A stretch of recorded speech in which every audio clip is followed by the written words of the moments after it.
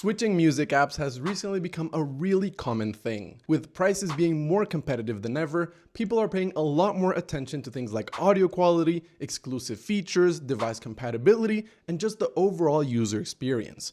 Only in the last year, there's been millions of people switching from Apple Music to Spotify and vice versa. But with it becoming so common, there's still one thing that constantly keeps people from switching to the apps they most want to use. I'm talking about playlists. And well, I think I might have found the solution to everybody's problems. If you're new to the channel and love tech as much as I do, consider subscribing. I'd very much appreciate it. In everybody's music apps, playlists are essential. They're there to capture every mood throughout the day and accompany us in our best and worst moments. But for some reason, no app has a built-in playlist transfer system that just allows you to switch all of your playlists with one tap. Well, let me introduce you to the sponsor of today's video, Playlist Go. Now, although this is sponsored, I wouldn't have said yes unless I really believed in the product. And this is one that I think everybody needs to know about. Playlist Go is basically a tool that helps you transfer playlists between different music platforms. So instead of sitting there rebuilding everything song by song and playlist by playlist,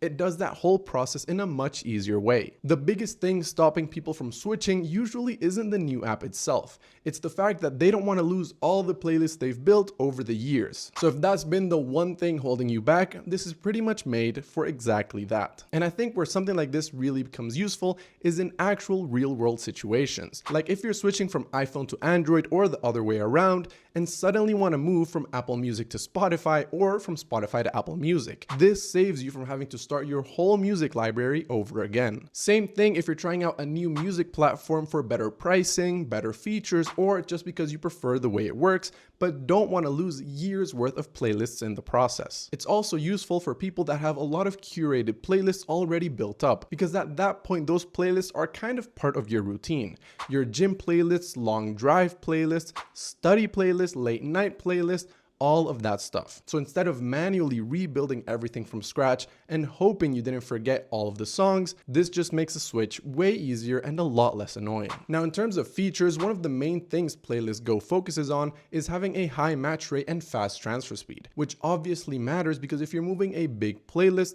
the last thing you want is for a bunch of songs to not carry over properly or for the whole thing to take forever. And something else that's really useful is that it shows unmatched songs clearly. So if there's tracks that couldn't be transferred exactly how you wanted them, you're not just left guessing what happened. You can actually see what didn't match and fix those manually if you want to. It also supports local file uploads, which is nice if you have music saved outside of just Spotify or Apple Music. And it also lets you export playlists to local files as well. So there's a bit more flexibility there than just a basic one-way transfer. Now, just as a quick tip, there is a free tier if you want to test it first. And that lets you transfer up to 10 songs per session, which is honestly enough to get a feel for how it works before committing to anything. And if you're someone that already knows you're going to use it fully, then they also have their lifetime subscription for only $47.95, which for a lot of people and for how many songs we have is probably the more cost-effective option long term. And you'll be able to switch back and forth however many times you want